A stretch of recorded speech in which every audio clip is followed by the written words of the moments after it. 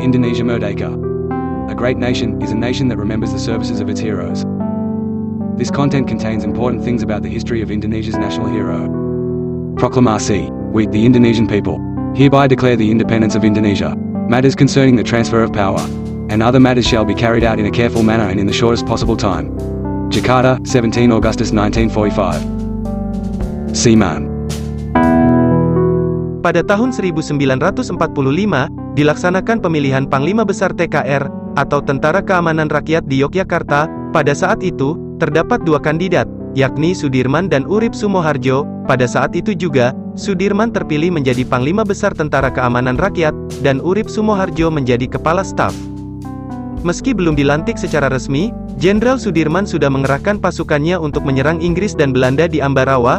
Perang ini adalah perang terbesar pertama yang dipimpin oleh Jenderal Sudirman. Selain melawan sekutu dan Belanda yang ingin menjajah kembali Indonesia, Jenderal Sudirman dan pasukannya juga harus melawan serangan dari bangsanya sendiri. Salah satunya adalah pemberontakan PKI di Madiun, yang dipimpin oleh Musso pada tahun 1948.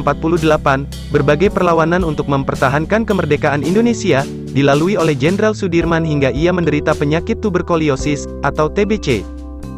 Meski dalam kondisi yang sedang sakit, Jenderal Sudirman tetap memimpin perlawanan Indonesia melawan Belanda, dalam melakukan agresi militer 2 pada 19 hingga tanggal 20 Desember tahun 1948. Pada saat itu, Belanda berhasil menduduki Yogyakarta yang menjadi ibu kota Indonesia, dan menawan para pemimpin negara, seperti Soekarno dan Hatta. Peristiwa inilah terjadinya taktik gerilya. Jenderal Sudirman dan beberapa tentara serta dokter pribadinya melakukan perang gerilya selama 7 bulan. Perlawanan yang terus dilakukan oleh pejuang gerilya berhasil membuat Belanda menarik mundur pasukannya.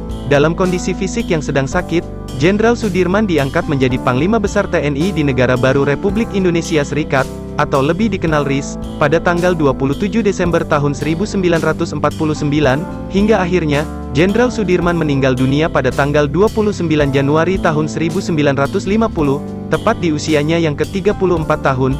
Jenderal Sudirman wafat sebulan setelah Belanda mengakui kemerdekaan Republik Indonesia. Jenderal Sudirman kemudian dimakamkan di Taman Makam Pahlawan Semaki, Yogyakarta.